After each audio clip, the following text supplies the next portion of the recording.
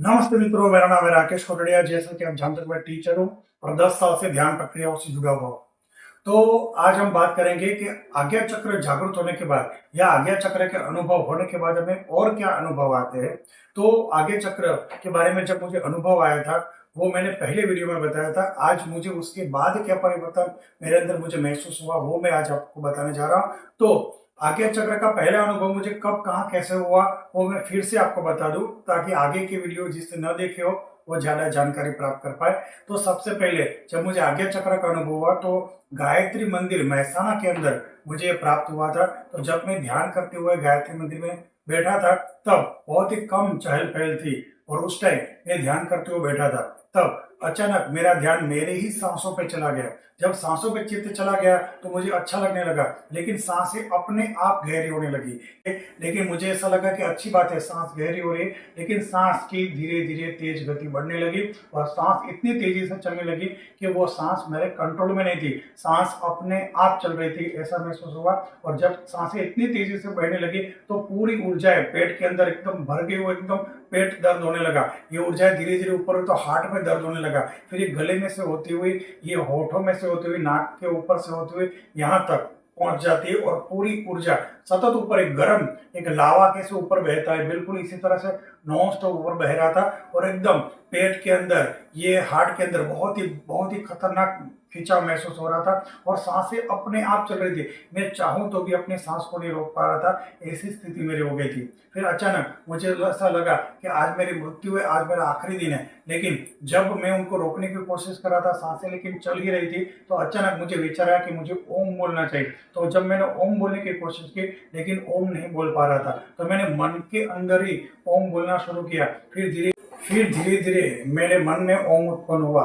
ओम के बाद धीरे धीरे मैं ओम बहुत मुश्किल से ओम बोल पाया। जैसे ही मैंने ओम बोलने की शुरुआत की, बोल नहीं पा रहा था, लेकिन जैसे मैंने ओम बोलने की शुरुआत की तो धीरे धीरे मैं ओम बोला। धीरे धीरे ऊर्जाएं कम होते होते होते शांत हो गई। और जैसे ऊर्जा शांत हुई तो मुझे ऐसा महसूस हुआ कि मेरे सिर के अंदर, ये यहाँ पे ललाट के अंदर एक खड्डा हो चुका है। तो मैंने सोचा खड्डा क्यों हो गया यहाँ पे। जब चेक किया तो कोई खड्डा नहीं था। फिर सांस ऊंडी ली तो फिर से यहाँ पे खड्डा महसूस हुआ। फिर टच किया तो कोई खड्डा नहीं था। फिर से सांस ली, फिर खड्डा महसूस हुआ। तब मुझे महसूस हुआ खुद तो अलग है। फिर ध्यान खत्म हुआ और मैं घर गया। तब मैंने वो बुक पढ़ी जिसके अंदर चक्रों के बारे में तब पता चला कि आज्ञा चक्र की अनुभूति है। आज्ञा चक्र खुला है नहीं खुला है कुछ पता नहीं, कुछ भी समझ में नहीं आया, लेकिन एक अलग अनुभव था जो दुनिया में बहुत कम लोगों को आया हुआ था। मेरे किसी दोस्त को ऐसा अनुभव नहीं था, ये अनुभव मुझे ही हुआ था। और मैंने जब मेरे दोस्त मनीष को बताया तो वो समझ पाया कि नहीं समझ पाया, लेकिन मेरे लिए एक अद्भुत घटना हुई थी मेरे साथ जो कभी भी पहले नहीं हुई थी। और उसके बाद मुझे और 3-4 घटनाएं हुई जो मैं आज आपको बताता हूँ। तो मैं अपनी दुकान में बैठा हुआ था, पापा की मदद कर रहा था। जैसे ही पापा घर पे जाते या कहीं पे बाहर से काम में जाते तो मेरे दोस्त मेरे दुकान में मेरे पास क्या कहते वक्त बिताने आ जाते थे। उनको पता चला राकेश अकेला है तो मेरे साथ बात करने आ जाते थे। तो जैसे पापा गए तो मेरा एक दोस्त था जिसका नाम था राकेश, वो भी मेरे पास आया। उसने अपनी किस्से बताना शुरू किया। उसने कहा कल रामनवमी थी और मैं रामनवमी देखने गया था, वहां मेरी गर्लफ्रेंड भी आई थी। तो अपने गर्लफ्रेंड के बारे में बता रहा था। तो मैंने सोचा, तो उसकी बात मैंने सुनी और मेरा ध्यान तुरंत उसके ऊपर गया और तुरंत मुझे एक ब्लू कलर का ऐसे कपड़े देखने मिले हवा के अंदर। तो मतलब राकेश भी दिख रहा है और हवा में ब्लू कलर के कपड़े भी दिख रहे हैं। तो मैंने तुरंत उसको बोला क्या उसने ब्लू कलर के कपड़े पहने थे। तो राकेश चौंक गया, तुम्हें कैसे पता चला उसने ब्लू कलर के कपड़े पहने थे। मैंने कहा ठीक है आप अपनी बात बताओ ना, क्या उसने मगजमारी को। मैंने इसका अंदाजा लगा, असल में मुझे राकेश भी दिख रहा था, आगे ब्लू कलर के कपड़े दिख रहे थे। फिर उसने बताना शुरू किया। बताता क्या, उसने कहा उसका एक भाई है, उसके एक बड़ा भाई है, उसका एक छोटा भाई है। तो अचानक जब उसने बड़े भाई का वर्णन किया तो इतने सारे जूते हवा में दिखने लगे। सामने राकेश और मेरे बीच में इसे जूते दिखने लगे। तो मैंने उसको पूछा कि जूते के साथ उसका कोई रिलेशन है। तो तुरंत राकेश चौंक गया। उसने कहा कि तुम्हें कैसे पता चला कि उसकी जूतों की दुकान में वो जॉब करता है, तुम उसको पहचानते हो, जिसकी मैं बात कर रहा हूँ उस लड़की को पहचानते हो, उसके भाई को पहचानते हो। मैंने कहा नहीं, बस मुझे ऐसा लगा। तुम्हें कैसे पता चलता। मैंने सोचा तुम आगे बताओ, दूसरी बात बताओ ना। फिर उसने और वर्णन किया, उसके छोटे भाई का वर्णन किया। जैसे छोटे भाई का वर्णन किया तुरंत मुझे साइकिल दिखने लगी।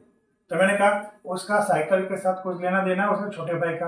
अरे तुम्हें कैसे पता चला? उसका छोटा भाई साइकिल लेके पूरा दिन घूमता रहता है, तो जब देखो बस साइकिल लेके घूमता रहता है। तुम्हें कैसे पता चलता है? तुम उस लड़के को जरूर जानते हो और उसके भाई और दोनों भाइयों को भी जानते हो। मैंने कहा कभी मिला नहीं, कभी देखा नहीं, कैसे बताऊंगा? उसके बारे में कुछ नहीं जान, तुम बोल रहे हो उसके ऊपर से मुझे अंदाजा लग रहा है। तो ठीक है, तो उसने और बताना। मैंने कहा और बताओ। तो जब उसने बताया रामनवमी के बारे में, तो उसने अलग अलग रथ यात्रा में जो झांकियां जाती है, अलग अलग कोई राम बनता है, कोई रावण बनता है, इस तरह से अलग अलग वो रोल प्ले के हिसाब से झांकियां जाती है। तो अचानक मेरा ध्यान कहीं पे गया, उसको मुझे उस राकेश दिखा, तो आगे बीच में हनुमान दिख रहे थे। तो वहाँ राकेश, बीच में हनुमान और यहाँ मैं, तो हवा में हनुमान का चित्र बना। तो मैंने उसको कहा हनुमान जी के साथ कुछ लेना देना है? तो उसने कहा अरे तुम्हें कैसा पता चलता है सब कुछ? मैंने वहां पे एक झांकी के अंदर एक इंसान हनुमान बना था, उसको मैं बहुत चिढ़ा रहा था, तो वो झांकी से नीचे उतर के मुझे मारने के लिए दौड़ा। मैं मान मान बच के आया हूँ। तुम्हें कैसे पता चला कि हनुमान जी मेरे पीछे दौड़े थे? मैंने कहा वो जाने दो, मुझे ऐसा महसूस हुआ। फिर वो बातें चल के करके चला गया राकेश। फिर मैं सोचने लगा, अचानक मुझे ये चित्र कैसे दिख रहे हैं? इंसान भी दिख रहा है, हवा में चित्र भी दिख रहे और मैं भी था। तो दो हम, मेरे बीच में और उसके बीच में एकदम स्पष्ट चित्र दिखते थे। तो मुझे लगा ये क्या है, मेरे साथ ये क्या हुआ? तब मुझे अचानक समझ में आया, कल जो गायत्री मंदिर में ध्यान किया था, तो उस आज्ञा चक्र की इफेक्ट की वजह से ऐसा कुछ हो रहा है। तो मैं समझ नहीं पा रहा था ये आ कहाँ से रहा है, मुझे पता कैसे चल रहा है। आज भी मेरे लिए एक रहस्य है। आज भी मैं जान नहीं पाया हूँ कि आज्ञा चक्र के द्वारा क्या होता है, किस तरह से होता है। फिर क्या, हर इंसान मुझे मिलता था, उसमें मुझे कुछ ना कुछ चित्र दिखते थे और बताता धीरे धीरे धीरे ये कम होने लगा। क्यों?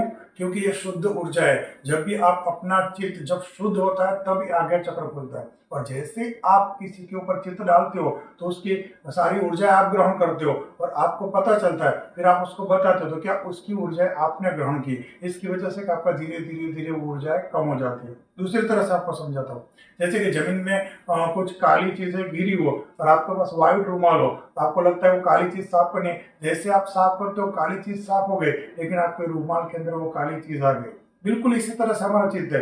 अगर हमारा चित्त अशुद्ध है तो कुछ भी ग्रहण नहीं करेगा, लेकिन अगर हमारा चित्त शुद्ध है, हमारा मन एकदम शुद्ध हो चुका है, तो जहां पे भी चित्त डालोगे उसकी चीजें आप ग्रहण करते हो, आपको बराबर पता चलता है। पर धीरे धीरे पता चलना बंद हो जाएगा। क्यों? आपका चित्त अशुद्ध हो जाएगा। दुनिया भी अशुद्ध है तो दुनिया भी अशुद्ध, और आपकी दुनिया की अशुद्धि ग्रहण कर करके आपका चित्त भी अशुद्ध, और फिर कुछ भी जानकारी प्राप्त नहीं होगी। वापस उस चित्त को शुद्ध करना होगा। तो मुझे पता नहीं चला कि ध्यान करते वक्त जो आज्ञा चक्र का अनुभव हुआ था, वो आज्ञा चक्र का वजह से मेरा चित्त शुद्ध हो चुका था, जिसकी वजह से मुझे कुछ चीजें समझ में आ रही थी, चीजें दिख रही थी। धीरे धीरे अनुभव कम हो गया। मतलब ये ऊर्जा एक बार जागृत हुई, लेकिन अगर वो संभाल नहीं पाए, कोई आपके पास सच्चे गुरु ना हो, आपके पास कोई सच्चे तपस्वी ना हो, सच्चा कोई मार्गदर्शन ना हो, तो ये चीजें मिलके भी आपके पास से चली जाती।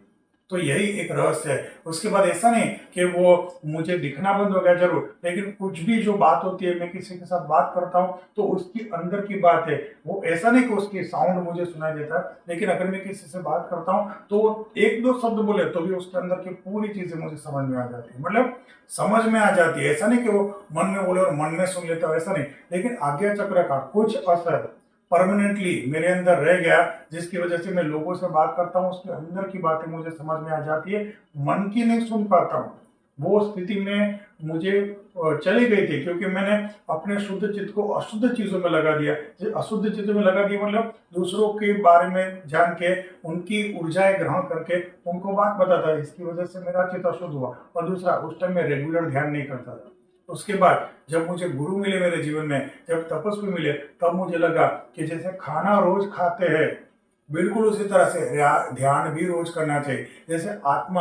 जैसे प्रार्थना कैसे आत्मा का खुराक है, बिल्कुल ध्यान भी आत्मा का खुराक है। तो ध्यान हमें कितने जन्म से लेके आज तक, जन्मे तब से आज तक हम खाना खाते हैं, शरीर को पुष्ट किया है, लेकिन जब हम ध्यान करके आत्मा को पुष्ट नहीं करते, तो जब भी हम ध्यान करते हमारी आत्मा और शक्तिशाली और शुद्ध होती है। लेकिन ध्यान करके करके करके आज तक वो स्थिति नहीं आई जो उस टाइम अचानक शुद्धिकरण के टाइम आई थी, क्योंकि उसके लिए मैं तैयार नहीं था, एकदम शुद्ध था, अचानक वो शुद्धिकरण की स्थिति आई।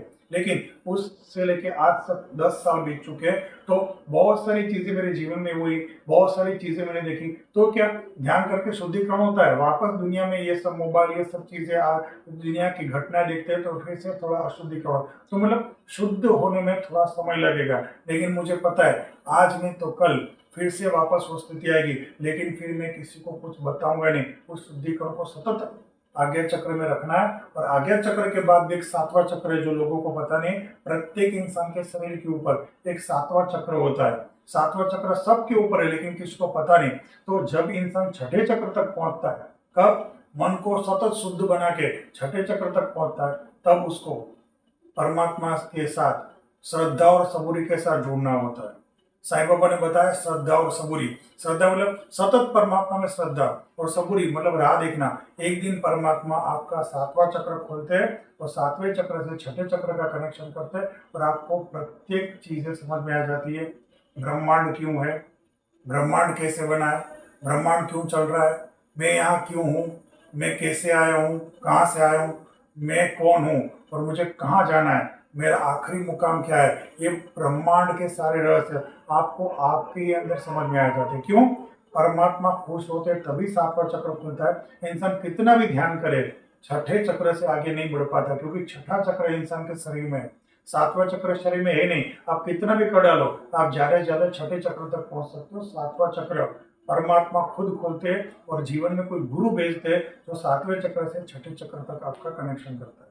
तो तब इंसान को पूरा ज्ञान हो जाता है, परमात्मा कौन है, कहाँ है, कैसा है, मैं कौन हूँ, कहाँ से आया हूँ और मुझे कहाँ जाना है। सब कुछ आपको पता चलता है। आपको वो चीजें पता चलती है जो लोगों को पता नहीं चलती।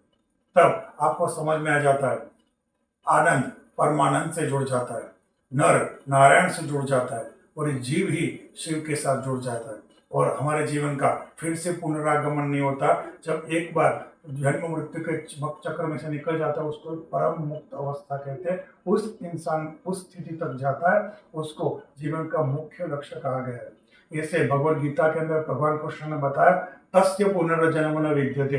ऐसे इंसान का फिर से पुनर्जन्म नहीं होता, जीवन सफल हो जाता है। और ऐसे जीवन के को देख के हमारे दूसरे लोगों के जीवन भी उस रास्ते पे आगे बढ़ते हैं। तो हमें ऐसी जिंदगी जीनी है कि जिसके गुरु को देख के, तपस्वियों को देख के हमें उस लेवल तक जाना है और हमारी जिंदगी को देख के दूसरे लोग, तो धीरे धीरे परमात्मा के रास्ते में जाने वाले लोगों की संख्या बढ़े और दुनिया में एक मिठास फैल जाए। अगर प्रत्येक इंसान ऐसा करना चाहे तो जीवन के अंदर एक संतुलन आ जाता है, समाज में भी एक संतुलन की स्थिति निर्माण होती है। तो अगर आपको ऐसी वीडियो चाहिए तो शेयर सब्सक्राइब कर सकते हैं। साथ में अगर आपको मेरे खास प्रकार के वीडियो चाहिए जो विशिष्ट अनुभव के ऊपर आधारित है, जिसकी बुक बन चुकी है, उसकी भी मैं वीडियो बनाऊंगा और खास प्रकार के वीडियो बनाता हूँ जो चैनल को ज्वाइन करके ग्रुप मेंबर बनता है, उसके लिए स्पेशल वीडियो बनाता हूँ। उन वीडियो को आप सिर्फ देख पाओगे, लेकिन टच करोगे तो ज्वाइन करके ही देख पाओगे, वरना सिर्फ आपको वो पोस्टर दिखेगा। तो अगर आपको वीडियो अच्छा लगे तो सब्सक्राइब कीजिए, और आपको लगता है ज़्यादा जानकारी आपको चाहिए तो आप ज्वाइन बटन दबा के यूट्यूब के ग्रुप मेंबर भी मेरे चैनल के बन सकते हो। सुनने के लिए थैंक यू। जय गुरुदेव, जय गुरुदेव, जय गुरुदेव।